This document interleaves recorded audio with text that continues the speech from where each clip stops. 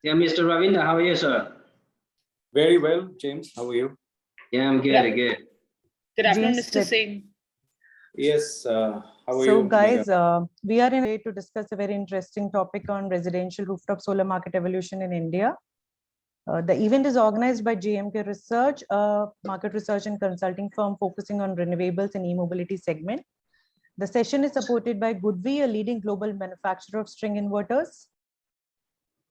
Quickly on the format of the webinar will consist of interactive discussion with our eminent speakers, followed by question and answer session towards the end.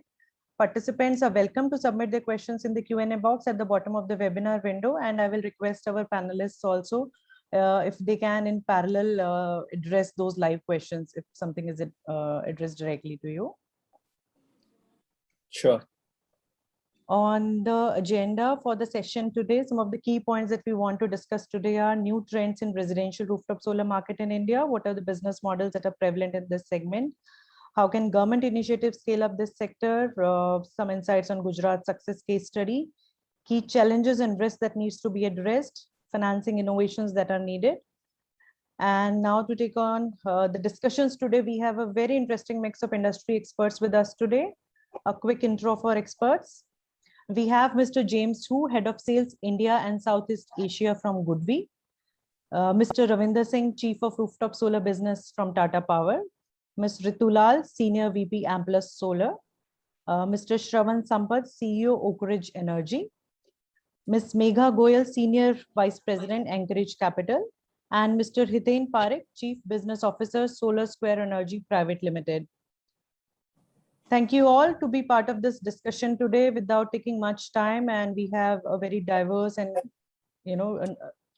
set of panelists who will take the lead in talking about the residential segment.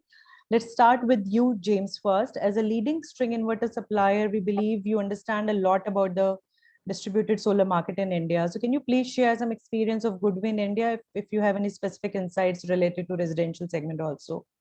Over to you, James. Yeah, can I take a short presentation of a Goodwe profile? Okay. Yes, you can share it now. Yeah.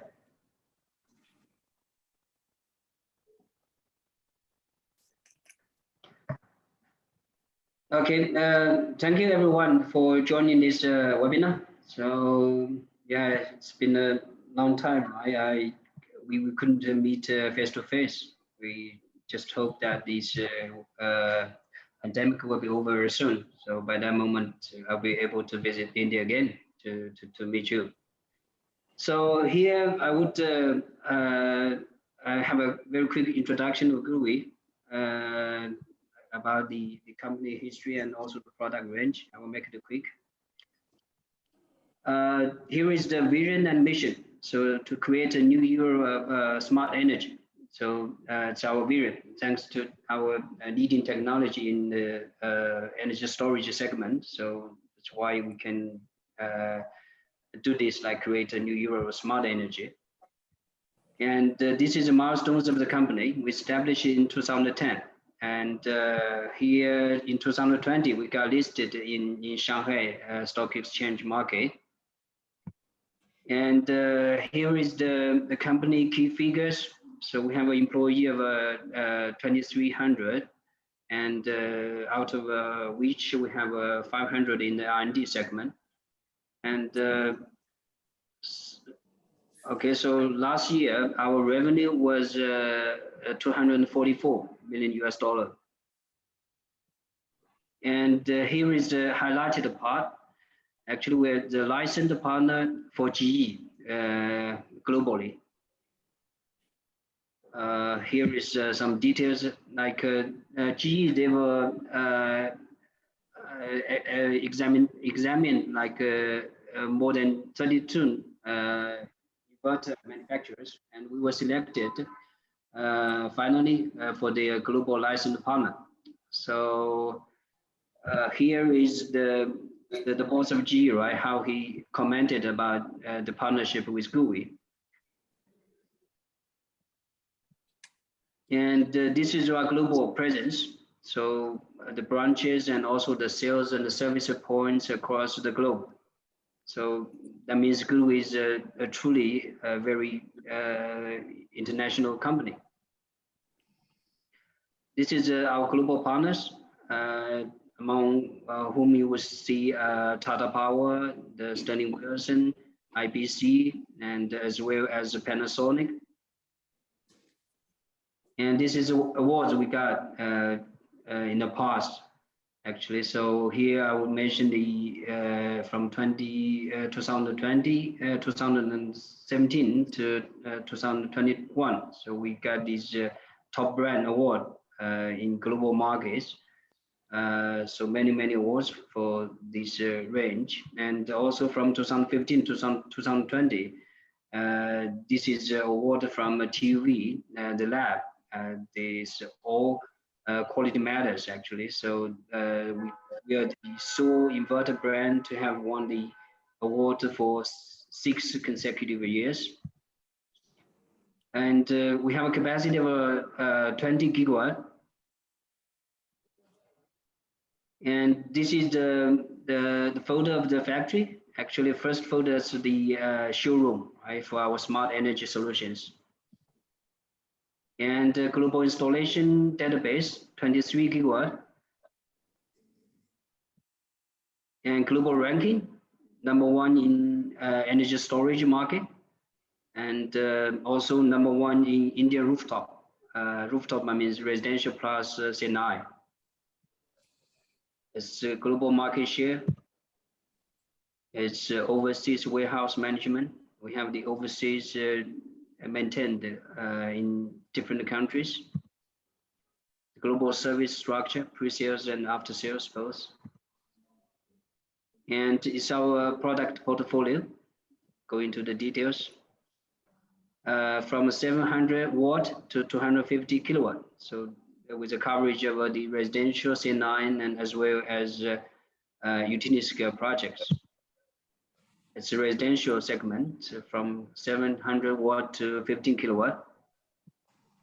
It's some of the installation references. It's C&I segment from 17 kilowatt up to 136 kilowatt. It's for rooftop. Some of the installations. And this is the product for utility scale projects, 1500 voltage DC. It's our storage products. So we have this for the single phase and 3-phase as well, and the AC retrofit. It's all in one, right? Storage solutions. You have everything packed in one package. So you have the storage inverter, you have the battery, you have the switch box as well. Yeah, this is the installations we've done across the globe. It's our batteries.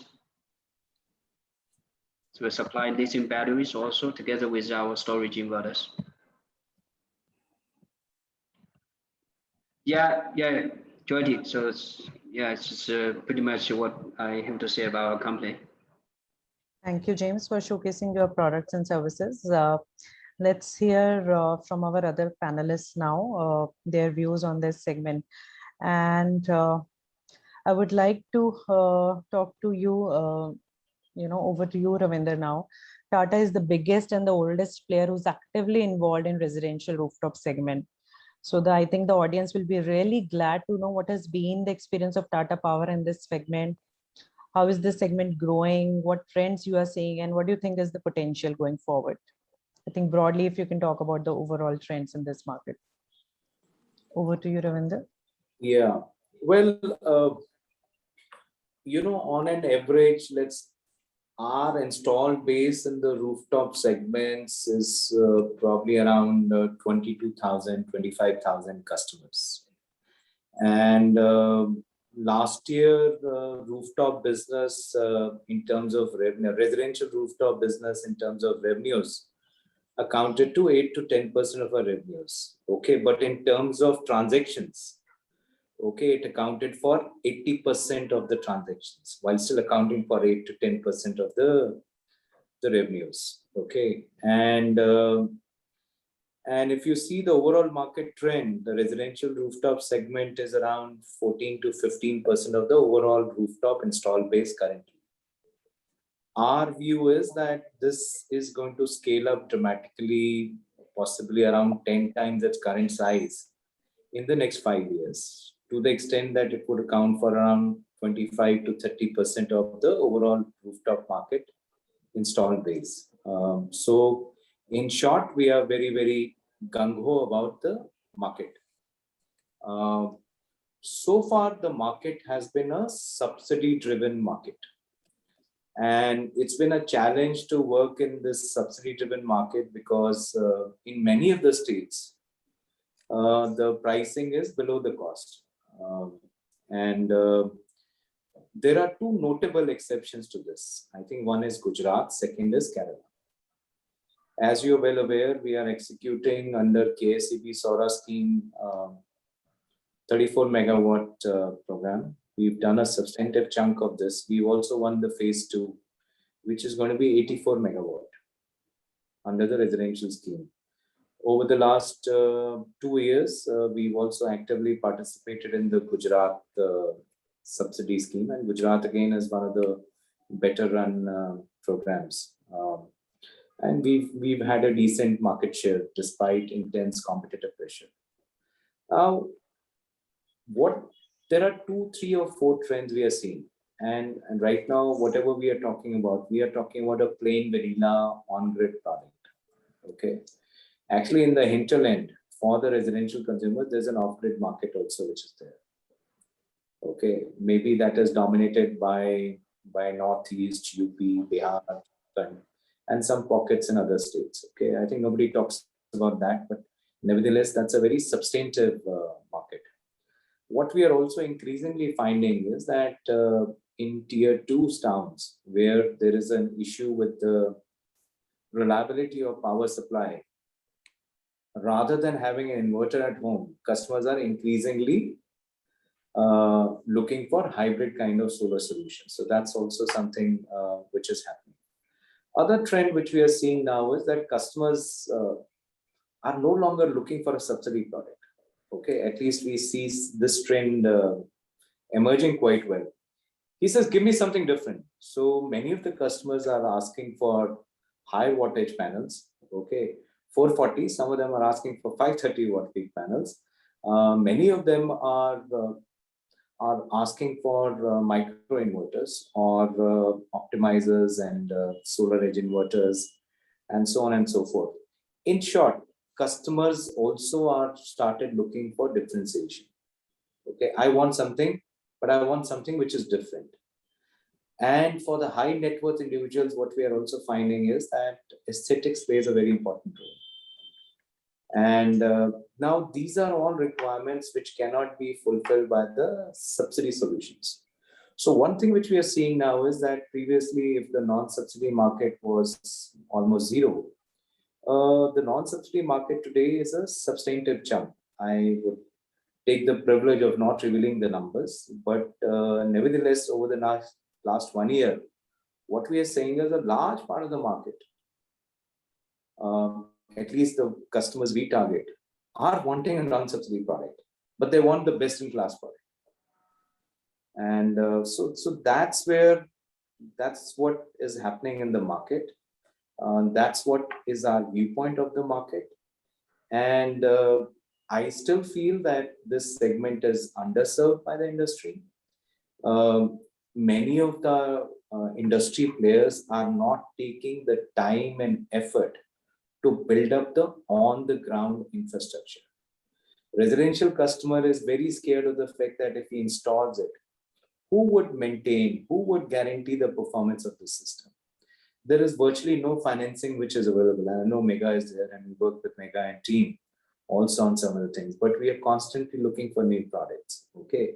So you have to make it affordable and convenient for the customers to almost, in fact, I would say, and dare say that, we have to have offerings which are similar to the way a customer would pay a discount. Okay. That means with zero or no upfront investment, it's at some discount to the grid. and guaranteed generation by the suppliers. I think that's the way this market is going to move. That's the way we would like it to move. And that's the way we are preparing ourselves for the evolution of this market. That's all I have to say. Thank you, Ravinder. I think we have many follow-up questions specifically from Tata Power, which will come back later on. But let's hear it from other panelists now. Specifically on the point of non-subsidy consumers, I think Ritu, probably you can share some interesting insights there, because Amplus has a specific division, Homescape, which is catering only to the residential segment. So Ritu, please, if you will be able to share some experiences. Thank you, Jyoti, and thank you, Ravinder. I think he's set the context beautifully for where the market is evolving. And the aesthetics question, the point that he brought up, is definitely very strong for the the high net worth individuals, and also space is at a premium. So the other thing is people don't want to give up their space, and solar consumes space, right? So when you provide customized solutions to homeowners at different price points, right? So for some, it's just a question of space. For some, it's a question of aesthetics. So we have differentiated products. Some of the products that we have are actually, they improve the look of a house. So you are generating solar, you're making a beautiful space for yourself. And because you've made a nice, shaded space for yourself, you're probably using a certain open area more than you were doing earlier. Because if it was a balcony, there's a lot of sun. Most of the time, in this part of the world, it's hot.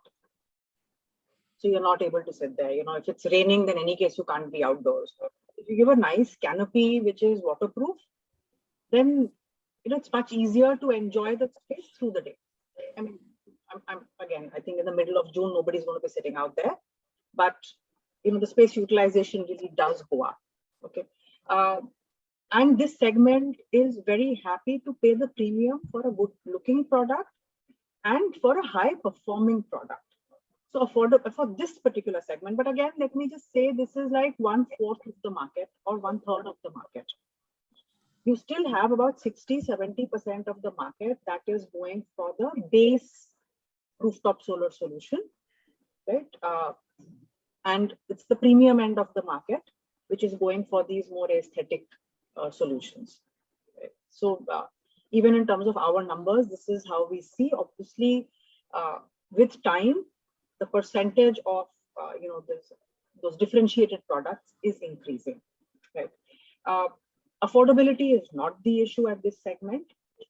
The issue really is long-term performance guarantees. And which is why I think people are comfortable partnering with companies like Tata, companies like Amplus, because again, Tata is a very well-known brand in any case. But if you look at an Amplus, and if anybody were to visit the Amplus website, then it gives them comfort saying, okay, if the who's who of India's corporates trust this organization and are signing long-term partnerships with them, then we are very comfortable with them. Okay, they're a Petronas Group company. This is an international multinational. They're not going, they look like they're going to be here for the long run. So it's that comfort, because when you're spending money, you want the performance to be as what is being promised. We again expect the non-subsidy segment to grow also. We've heard that announcement that even for the residential segment, they're not really promoting subsidies in the long run. They're saying there is enough viability without subsidy. This is at the central level. I don't know. There may be states that may continue to give some amount of subsidy, but still the overall quantum of subsidy is going to come down, which is not necessarily a bad thing, because if it is commercially viable, it somehow cleans up the market. So you're actually now going for solar, whether you are supplying solar or utilizing solar, for what solar offers you. Not so much because let's do it because there is a subsidy, and if something is being subsidized or being on sale, therefore I must have it. So I think that in the long run will not be a harmful thing for the market. Thank you, Ritu, for sharing your views. We'll come back again with some follow-up questions. So my next question is with you, Hiten, probably. I think Solar Square has also worked in MP and Gujarat, specifically in residential segment. So what has been your experience and what is that you are seeing in this market? Hi, thanks, Jyoti, and hi, all fellow panelists. So Solar Square started the first offering on residential segment in the state of Madhya Pradesh last year. And this was one of the pivots that the company took during the lockdown. We successfully managed to win close to 5 to 6 megawatts of subsidy allocation in the state. And we chose premium equipments from brands like Panasonic and inverters from Goodwe to offer to the customers. And we also did a lot of upping the game in terms of the MMS offering, where we are offering prefab structures, so no on-site building. And at the same time, we are offering a 5 years O&M, where once a quarter the modules are physically actually cleaned by a Solar Square team, and not just offering telephonic supports just to the customers like many other players are offering. And with partnerships from companies like Encourage Capital and others, we are also offering zero down investment models to homeowners and societies who are having ambitions to go green and have a solar offering.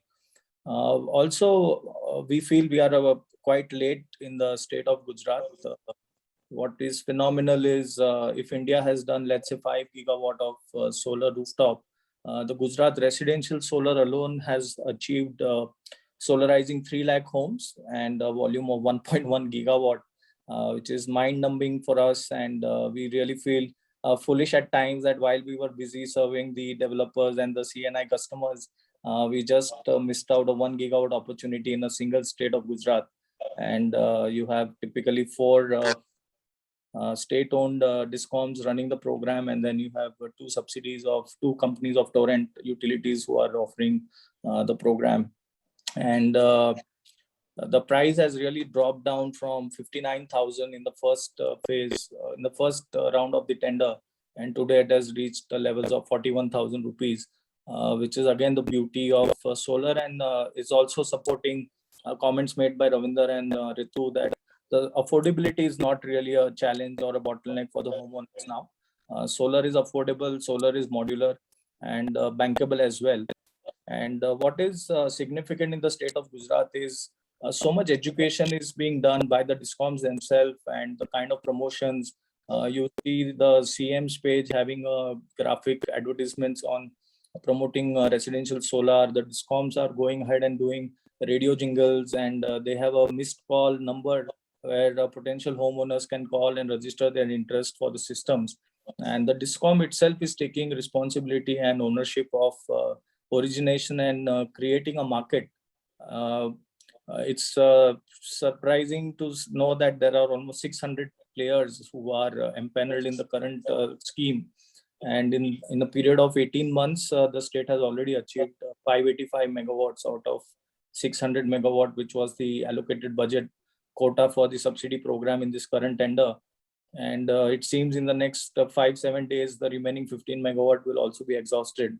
And the state is planning to come up with a 900 megawatt tender soon, which is approximately 4,000 crore of potential business. And also what the state has done very interesting is they have kept less entry barriers. So they categorized companies under category A, category B. So a new startup who wants to enter into residential solar segment, they can get empaneled in category B with a cap of 500 to 600 kilowatts, and they can acquire electrical contractor license, and they can continue to grow the business. And also what we find is the government of Gujarat along with GIZ has set up a beautiful online portal where the entire process of registering the application till the issuance of the meters and if any grievances is there, the whole process is on a portal, and everything is digitized and very transparent, and also a very tight control on the PDI aspect of the DCR modules, because it's a subsidy driven program and the mandate is to use DCR modules. So the traceability of the cells being made in India is also maintained very, very strictly. So I feel if Gujarat, as one of the leading states, has set up this example and achieved a 1 gigawatt residential program, if another 10-15 states can replicate and emulate the same, I think next 12 months, the market would have a potential to grow to 10 to 15 gigawatts. Thanks, Jyoti. Thanks a lot. Thanks, Hiten, for summarizing so well what are the key success factors in Gujarat case. And yes, numbers are mind-blowing for all of us with respect to Gujarat, I think. So let's come on board. So we have two panelists on board who are dealing with the financing side of this segment. So I will ask with Shravan, with you first. And you have heard what all the installers have shared the insights about residential segment, and we understand that financing is a challenge, but now there's a new segment which is coming where affordability is not an issue, but the good quality product is. What has been your take? What has been your experience, Shravan? We would like to understand from you. Hi, everyone. Thanks for having me on this panel. As usual, Ravinder ji has, run away with, with all the important data points. So thanks so much, sir, for setting the context. The thing we've been in the solar rooftop business residential for about 4 years now. And 2018 onwards, we started offering finance systems. So what that means is that very early in the day, we realized that finance is a very big problem for residential installers.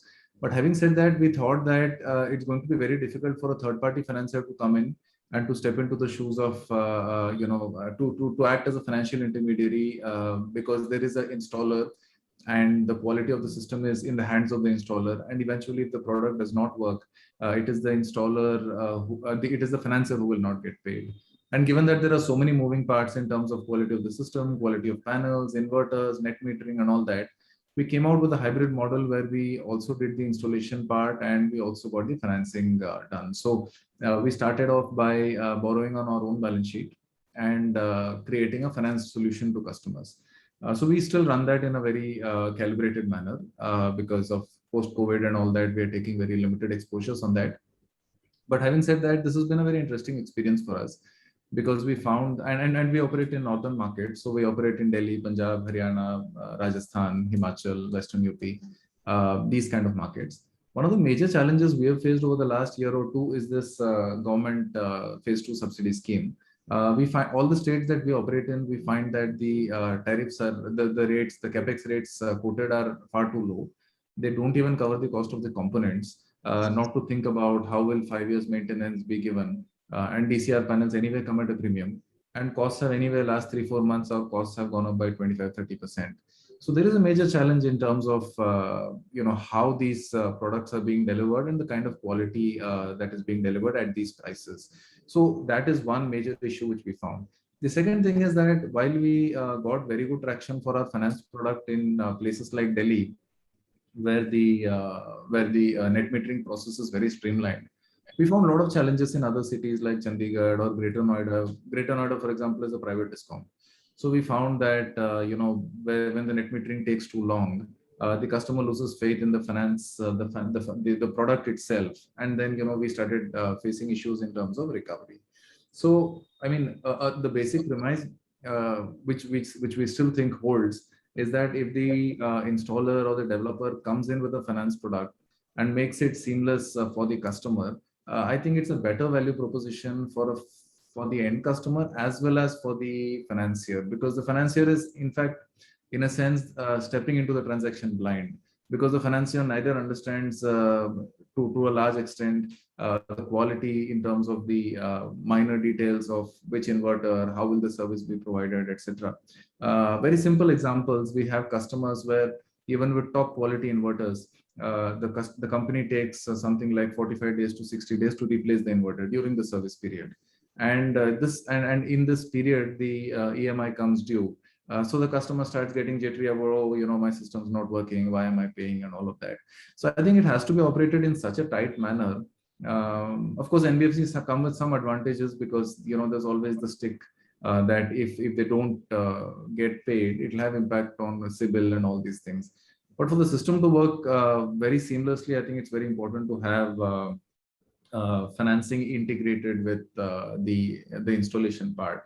And this is the kind of input, for instance, we have given to World Bank, which is coming out with their new residential solar program.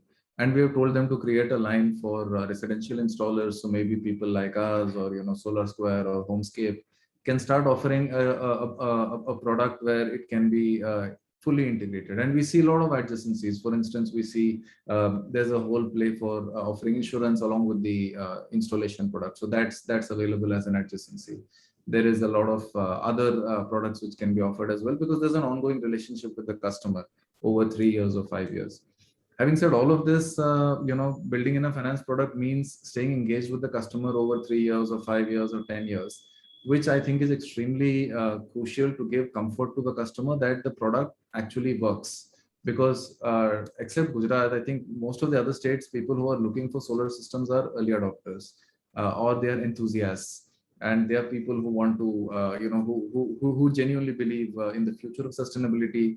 There are some people, some of my clients who install solar because they want to have something nice to talk about in dinner parties, all sort of things. But at the end of the day, I think the important thing is for this to go mainstream, there needs to be a sense of reliability. And of course, reliability is easy with a name like Tata. But for the rest of us, mortals, I think it comes with each and every transaction, delivering each and every system, in a very, very well-engineered manner, focusing on the quality of each of the components, trying to minimize subcontracting of the installation, trying to ensure the roof is not damaged in every way. So creating all these checks and balances and bundling all of this with financing, I think that's the way to go. So there is a play available for a holistic offering out here, which integrates financing, installation, maintenance, supply, all of that. And that's kind of the route which we are taking. Shravan, those are very practical issues, some of the very practical issues that you have raised. And I think let's hear it from Megha now. What is your viewpoint, Megha, on this segment? You've told me a bit about some specific fund that Anchorage Capital is coming up with to specifically cater to this segment. Over to you, Megha. Yeah. Thank you so much, Jyoti, for this opportunity. And thank you so much, all the panelists, for raising all the good points. So I'll start off with the last point that Shravan raised, that I'm totally with you that if there is a digital experience for the customer, especially in the residential space, and what we typically do is we break the residential space into two larger pieces. One is the more retailized, more standardized product offering, which is more for mass. I will not touch so much on the high-end end of the market because that's very small. Financing is really not a challenge there as such. A lot of these customers typically finance it out of their own funds. But the things that Mr. Singh is doing, which is making it a scalable proposition, which is present beyond the metro. See, one of the bigger challenges also that is present is this is not a story which has gone beyond the largest cities, larger metros, which has not gone beyond states like Gujarat, etc. So first question on bundling, yes, it's a very good idea. And we already know some asset classes, let's say consumer durable financing, where we have this experience that you have a digital experience. So within a span of 10 seconds, going up to max 1 day, you can avail financing. But as you know, those markets have evolved into that space over a period of 10 years. And we are still not there in terms of the life stage of this industry. We're still very early adopters. The penetrations are less than 10% as far as the residential market is concerned. And for us to reach there, some of the key things that we will need to do is we need to have standardization on the kind of words that we use, right? For all of us, it's very easy to talk about panels and inverters, but for residential customers, some of these communication words are very technical. So it becomes very difficult for them to know how good Oak Ridge is, how good Amplus is, Solar Square is. And as a financier, we do try and implement standardization of technical standards, standardization of the EPCs that we work with. So those are some of the filters we apply. But it's very important for the policymakers, for industry also to do those things at an awareness level. So that if I as a consumer go out in the market, and try and buy a rooftop solar system, I can understand some of the technological terms. I can differentiate between what Tata Power is selling versus Oak Ridge is selling, which I'm not so sure if it is there today. And a similar work needs to be done in the financing space as well, right? There are all kinds of lenders, and I'm a big believer that yes, embedded finance or something like what Shravan is saying exists, but it won't exist for, or it won't work for 100% of the consumers. It will work for at max 20%. Like best class is consumer durable financing. They finance only 20% of the system. The rest of the cases, rest of the consumers believe that I am the best judge of whom I should buy the system from and whom I should take a financing from. So those are some of the things that we need to take on. And in terms of some of the challenges that we have seen, of course, we've tried to address it over the year, and there are a lot of solutions also available, etc. But like I said, I think geographical penetration, diversification is a big ask in the segment, because the story cannot continue to remain in these larger metros. Story cannot continue to remain the subsidy-driven story.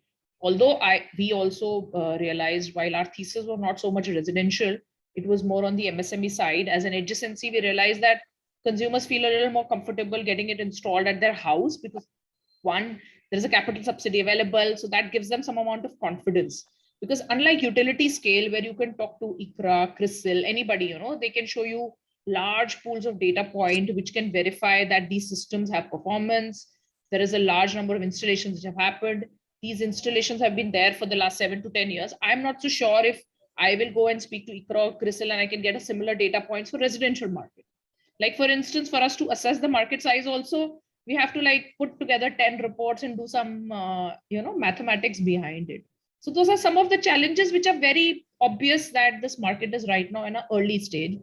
If all of us will continue to be on the path of standardization of technical standards, the communication to the customer has to be, very simple. Unlike, as you know, right, the reason 0% financing or no down payment works, so it's very simple for the consumer and catchy for the consumer to do. The other aspect, which of course has not been raised, has been on the pricing of financing, how well it is priced. See, our view at the fund is very clear that it totally depends on who's the consumer and who's the financer who's servicing the customer, and what is the kind of value proposition that you bring to the table. You will see there are people sitting in the panel who sell their systems at the higher end of the market, and the people who sell it at the lower end of the market also, because you also are servicing the customer at the end of the day, and there's a certain cost to serve these customers also, which comes across. So those are some of the points that I think will be important. And from a financier's point of view, the other thing that we tend to do is we are very clear on which customer segment we are addressing. So if it's a residential, we tend to differentiate between customers who are more on the retail side, salaried class typically are much easier to finance versus the self-employed segmentation, where a bit of underwriting has to be done. Risks are fairly different. And you can talk to any of the financiers, they can tell you it's very difficult to underwrite those customers. And you definitely need a lot of support from the EPC, because EPCs and all of the people who are sitting on the panel are the most critical part of the ecosystem. They are the ones who've convinced the customer to install rooftop solar. They are the ones who are the product manufacturers. So if those kind of people can further, bring in more information into the system, it'll be much easier and faster for the financier. Because beyond a point, for financier, they just have to underwrite the customer. They don't want to take too much of risk on the product side. And to reduce the risk on the product side, just although all of them know, we do have the credit guarantee scheme from DFC, which we work very closely with our NBFC. So for instance, Electronica Finance, which is a portfolio company, is a partner there. And once these portfolios or these assets are earmarked under that guarantee scheme, minimum 50% of the loss cover is borne by DFC. So those kind of structures and mechanisms are also available with us, tools available with us on the other thing side. And last point for me is, I think it has to be digital. If it has to be residential, it has to be a scalable model. We need to invest a lot in our digital capabilities, which I think all of us are doing, but still there is a walk that we need to do. Right, Megha, those are very valid points. Now let's take up one round of question and answer. There are some interesting questions from the attendees, some from the discussion itself. So Ravinder, I want to ask you, you have heard from other panelists that yes, affordable financing is there, some products are there, but there is some issues related to either insurance or equipment quality or all the issues that these guys are raising. So according to you, what do you think will be the right product, and given the scale that Tata Power has, what it is that is stopping the market to grow to that level? Because the finances are ready, there is a scalable EPC partner as well, like Tata. You are mute, Ravinder, you are mute actually. What is stopping the market, in all honesty, is that if a subsidy is available in a state, no matter what the financial status of the customer is, he wants that subsidy. Okay. And I think to some extent that's a barrier to the growth of the market and the adoption of the rooftop solar. And this is as candid an answer as I can give. But having said that, I think there are 2, 3, or 4 critical requirements to scale up the residential. I think all the panelists have mentioned that, but I'm just kind of summarizing it. And we are implementing this on the ground. We've taken the time, we have made the investment to implement this on the ground.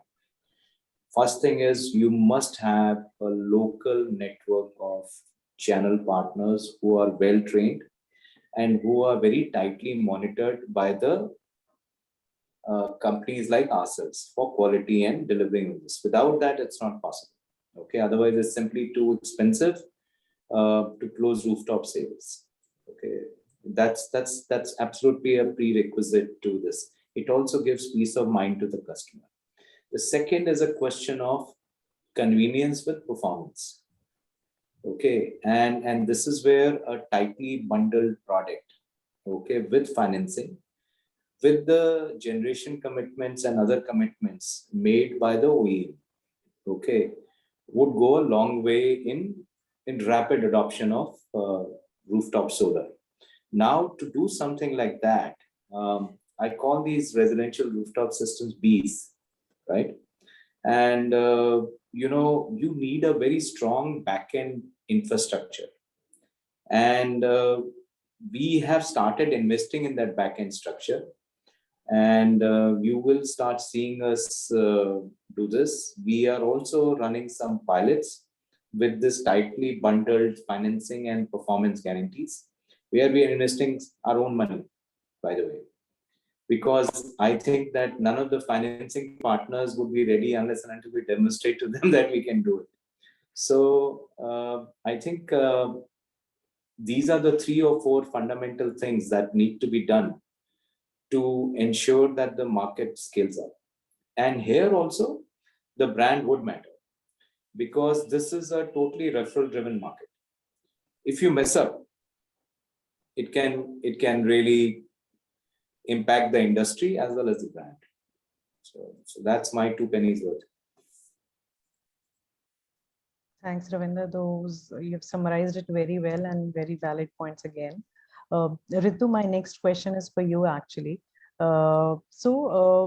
You've with Amplus Solar, as part of your Homescape division, you have seen that this market, how this market is evolving in last 1 year. I think in terms of volumes, the numbers are high, but in terms of market share or revenue, the numbers are quite less. So do you think from a developer or installer perspective that this will be an important segment going forward now from your side, or your focus will still be C&I segment? That's a very interesting question, Jyoti. And there are different types, right? It's like if you look at finance, and I used to work with bankers, and there's to always be this tussle between corporate bankers and retail bankers, right? Very, very different categories of customers. Yet for people who are in that space, both categories are important. They need to be run very differently.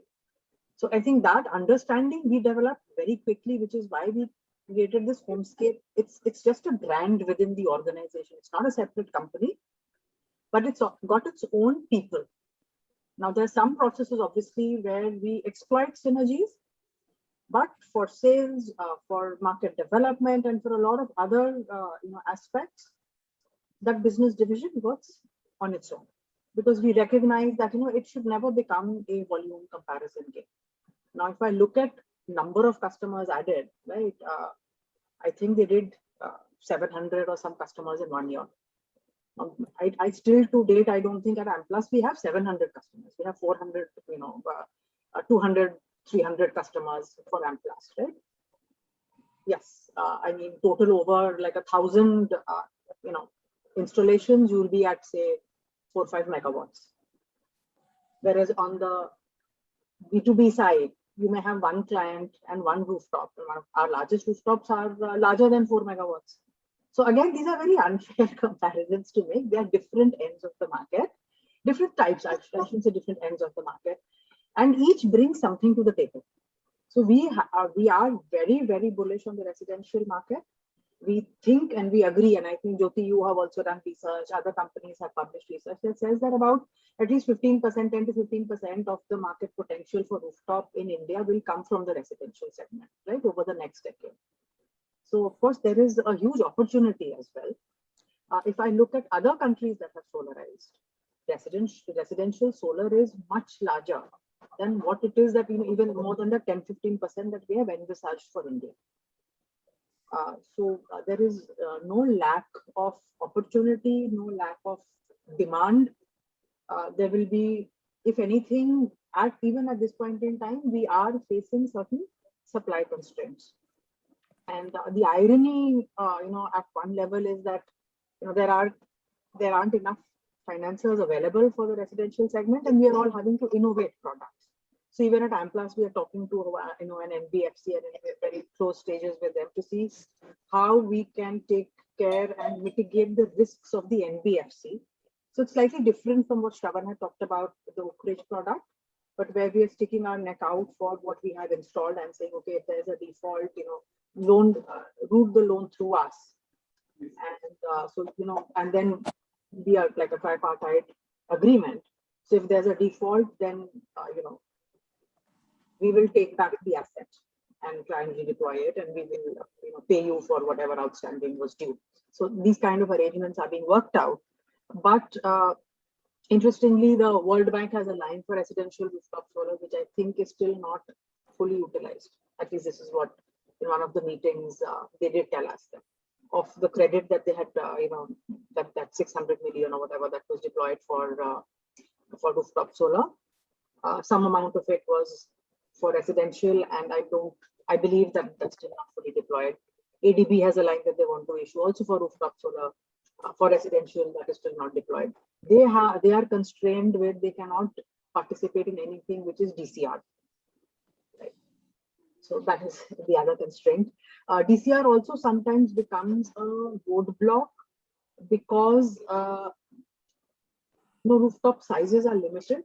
And especially at the top end of the market, people want to maximize the amount of solar that they can get. So it's not just about, what is the cheapest solution, but what is the maximum green that I can generate.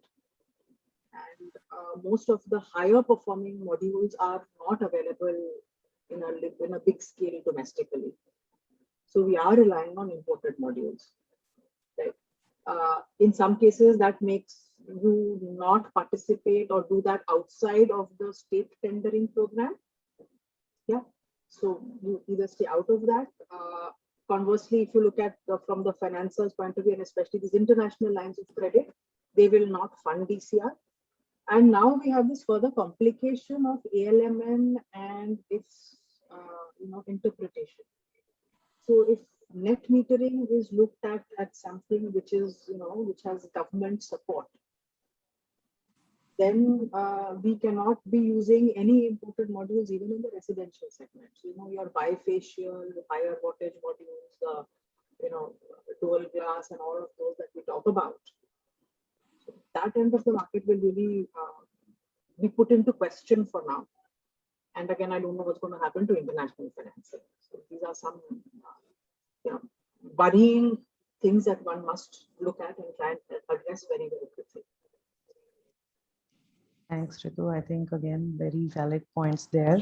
Hiten, from you, let's hear it. We have Ravinder and Ritu have talked about why, what are the issues with subsidy-based subsidy-driven market. What's your take on this, Hiten? Do you think with the success case of Gujarat or Kerala, for example, do you think which kind of market segment is evolved will be better evolved going forward? Yeah, I think already the three distinct verticals in the residential space are already having attraction, and the market size is growing. So one is the subsidy-driven programs in the Gujarat and few other states like MP, Rajasthan. Rajasthan recently announced that they are stopping the subsidy program. However, still that state promises to have a lot of traction because the cost of electricity for the homeowner is already around 8.5 to 9 rupees. So this is already an example that non-subsidy states will continue to grow even after the subsidy is stopped. The second distinct market is which brands and leaders like Homescape is providing is the very, very aesthetically high-end beautiful products for the HNIs and premium villas.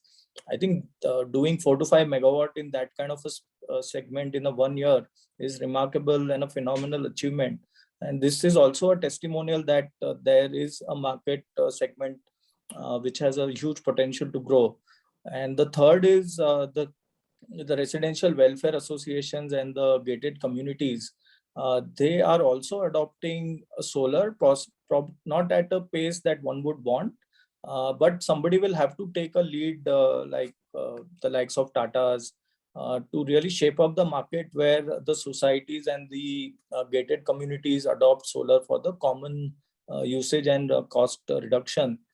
Because eventually each apartment owner is going to benefit in lowering his monthly, quarterly maintenance payouts.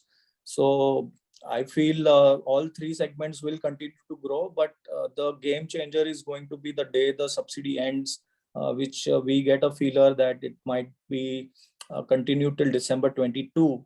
And I think beyond that, it's going to open up like a telecom segment, and with the likes of the Reliance and the Adani's having the huge manufacturing increment, there will need to be a huge market to deploy those products that are going to be built. So I think we need to use the next 12 months to ramp up our own backend operations, financing partnerships, ability to have a local network, and to provide these long-term O&M contracts, especially on a comprehensive basis, because a homeowner does not have the might to go and talk to a large module company or even a small module company to get a 1 or 2 module replaced. And like Shravan mentioned, if you have to wait for a 30-40 days to get an inverter replaced, it's a huge revenue loss, right? So I think all three will continue to grow, but the game changer is going to be the day the subsidies are stopped. Right, Hiten. I also believe, I think that's the way the market will grow. My next question is actually open question, and probably both financing side of the business as well as installers can take it up. From a consumer's perspective, I think the main issue that most of the residential consumers, which I have also personally felt and have heard from other people as well, is the operation and maintenance side of the business. Because of there were so many, earlier installations were low quality installations. So how those things can be addressed? We always talk about the quality, the certifications, the BIs and all, but what is the practical solution to it? It's an open question. Anyone?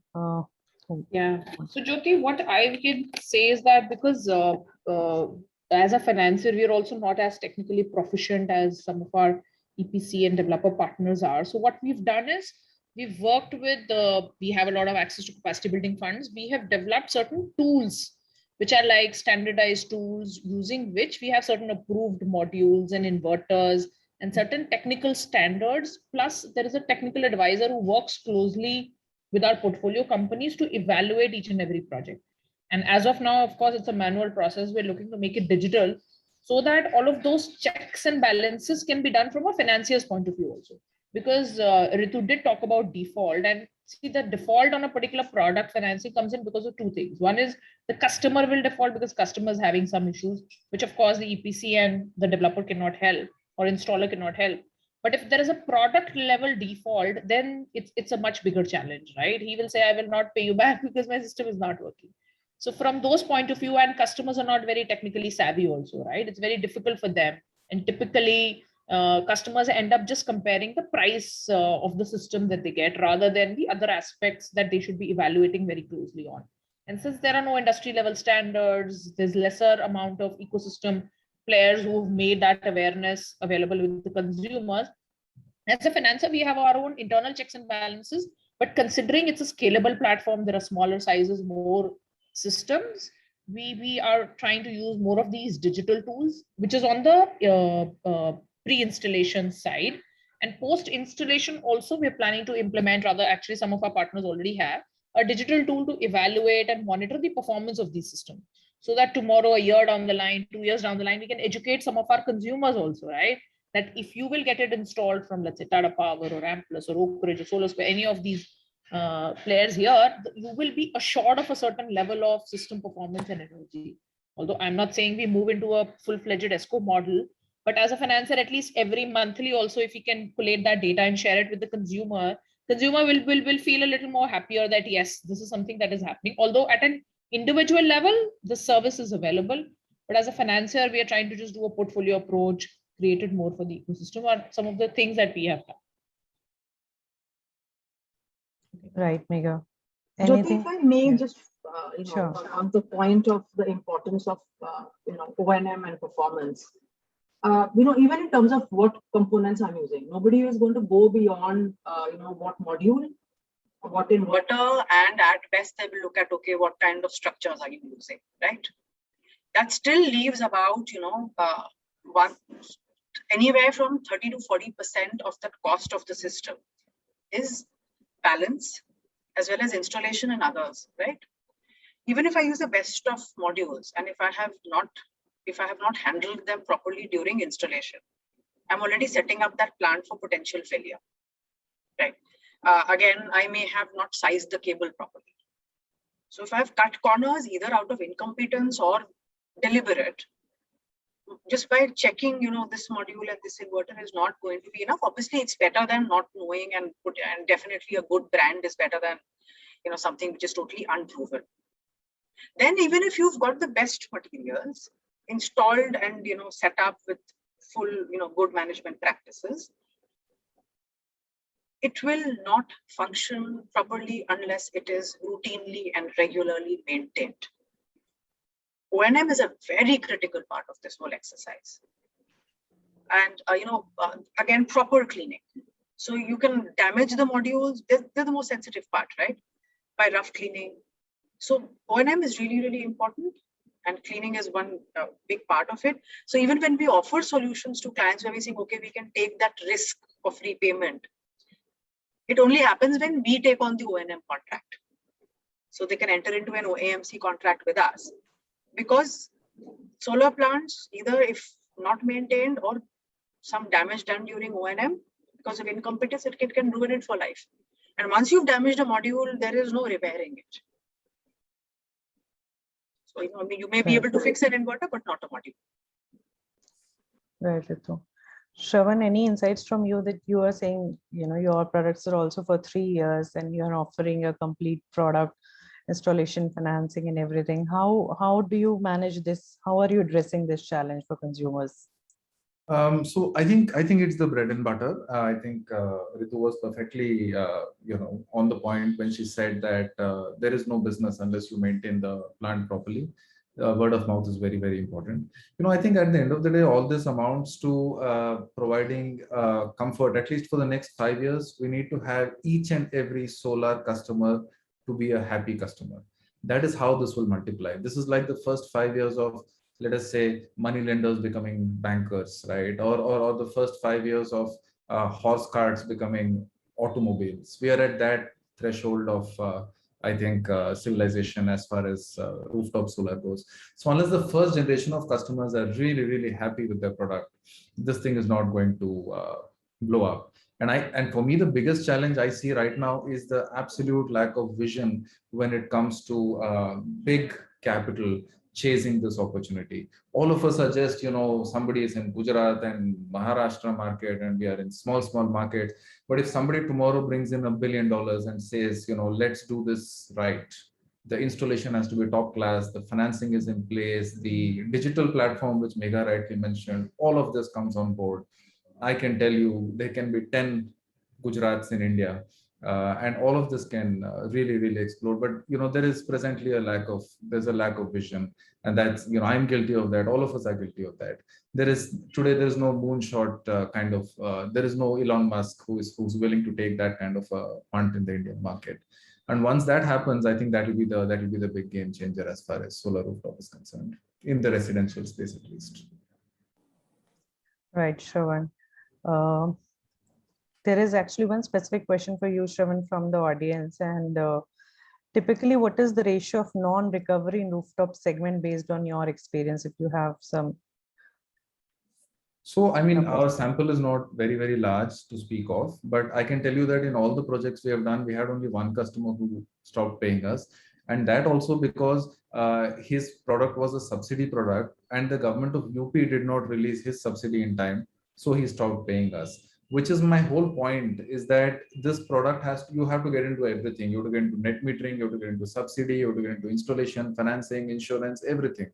Just take everything off the hands of the customer for the next 3-4 years, and I think the customer is happy. So all of our customers tell, we don't spend too much on marketing and sales because we know that our customers just keep coming in. It's really a function of how good a job you do, but there are no defaults as long as the product is working. I think that's something which I can be very, very confident about. Right, Shravan. Ravinder, I wanted to get some understanding from you on the rooftop phase 2 program of the government. What are your views on that? And do you think that is going to scale up market to another level now? You're mute, Ravinder, actually. No, I think the phase 2 program of government would definitely give a fillip. That's my sense. It again, so far, the issue which has always been there is that whatever is decided at the center, the implementation at the implementation at the substation level or the local DISCOM level has been not very good. But I think these are all steps in the right direction. I think over the last 3, 4, 5 years, we've actually seen the awareness even at the government officials and the DISCOM side improve. So if the right kind of will is there and if it's implemented with purpose and sincerity, I think it can be a big, what do I say? It would give a kickstart to the scaling up process of rooftop. That's how I get. My next question is again open to all actually, which is if residential solar is clubbed with battery storage, do you think that market is going to again evolve, surprisingly in tier 2 cities, or the off-grid market, as what Ravinder is saying, has a huge potential? What are your views on this specific segment of the market? So as of now, I think it will take some time for the residential market. That is my view for the grid connected residential market, even those who are having outages, because it will only mitigate their problems, right? To fully take care of their problem, the cost is going to be prohibitive, sorry. Right. So as the storage price comes down, definitely in the residential segment, you will see likely see more of solar plus storage. In India, unlike in the US, we don't have that movement of grid independence, right? Which a lot of California homes had, right? That we are grid independent. So we don't have any of that movement either. So but I do see more of solar plus storage in those rooftop places where there's a lot of DG, right? So maybe to that extent, then if you have those very, very high net worth individuals with high reliance on DG, they might be happy to put solar plus storage. But at this point in time, I think this solar plus storage application from also what the interest we are seeing is more from the C&I segment and less from the residential segment. Right, Ritu. So, Megha or Shravan, Sure. any? Yeah, Jyoti, there actually, it's, we also did a study. There's a partner of ours. They did a study for this markets. I'm not so sure, as Ritu is saying, if it's a good fit for residential, but micro enterprises, people who have these smaller enterprises and states, especially states like Odisha, Bihar, Jharkhand, MP, the power outages are a reality. These customers end up using a lot of diesel generator or have access to these mini grid solutions that I think Mr. Singh knows very well about. So those are the markets where almost a $9 billion opportunity has been identified for these solutions. But I'm not so sure if it's very commercially viable for residential customers right now. And considering the nascency of the market also, I'm not so sure if it's something that we will all see in the next year or so, unless people have a different point of view. Right, Megha. Thank you. There is one or two more questions from the audience that I would like to take. Ravinder, if you can throw some light on it in terms of if you have, I don't know if you have ready numbers, but what is the categorization of the residential consumers, broad percentage in terms of HNIs or middle income groups, if you have, like which are the key adopters of residential? No, actually, the key adopters of residential is, HNI would still be, depends on what you call an HNI, but if I were to take a typical upper middle class, it could be a self-employed professional, it could be a doctor, architect, chartered accountant working out of his house. It could also be salaried professionals. These typically are constituting 80 to 90% of the early adopters. Okay. And now I don't really think so in the strict sense of the term, these are high net worth individuals, because I think at best they are upper middle class. So at this point of time, surprise, surprise, I think 90% of the installations are with this middle class.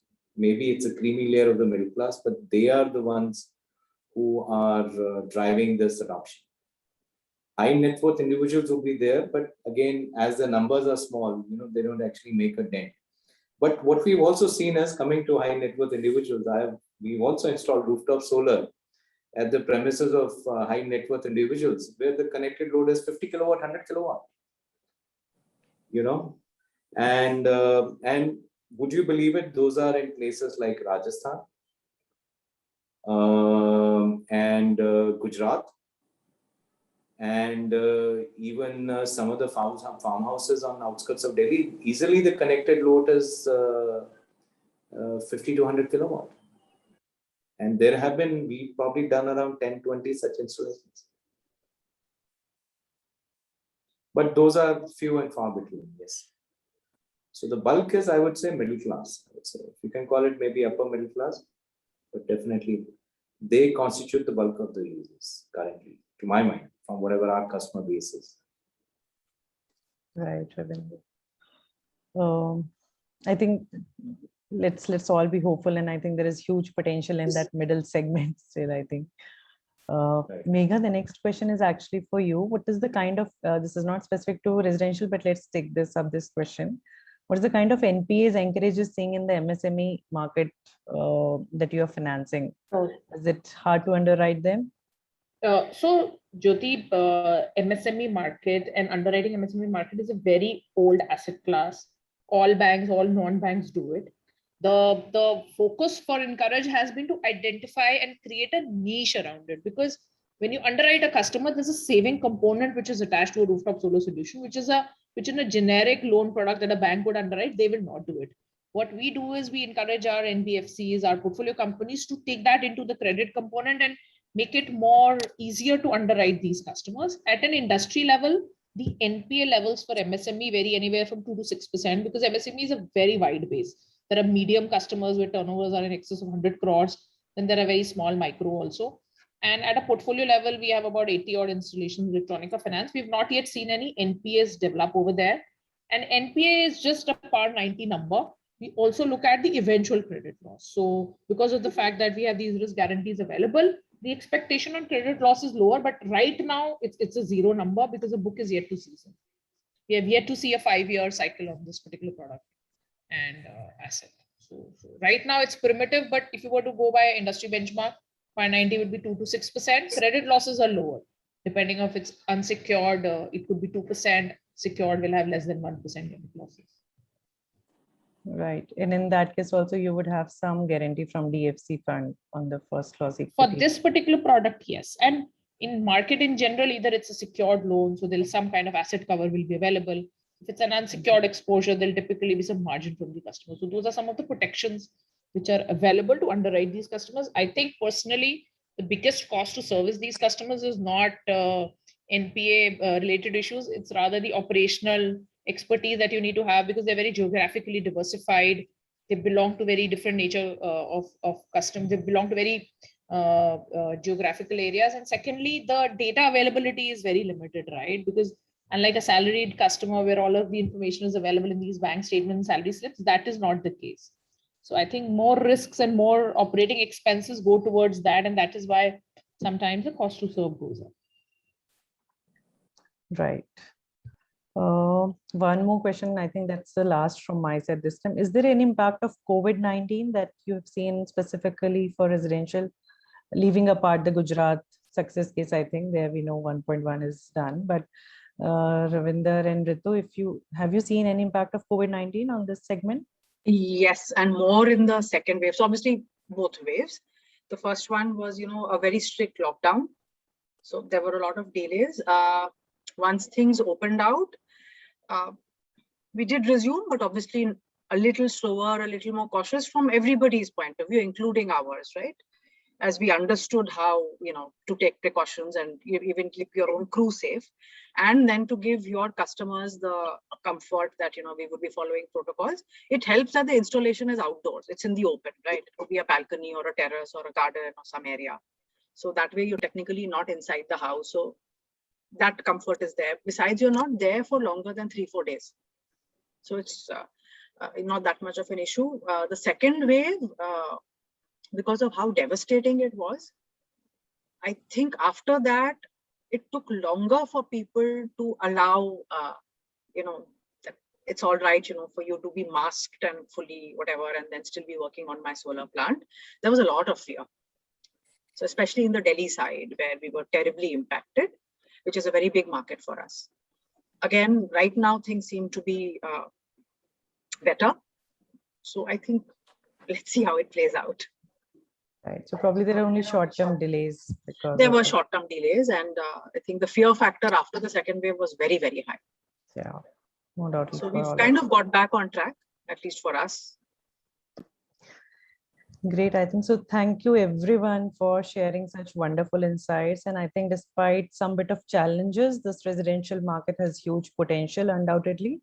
And thank you for joining us today. Thank you to all the panelists, to all the attendees. Special thanks to Goodwe for supporting us in this webinar. The recording of the session will be available on our website shortly. Have a good day. Thank you. Thank you, Jyoti. Thank you, everyone. Thank you so much, everyone. Have a good day. Bye. Bye.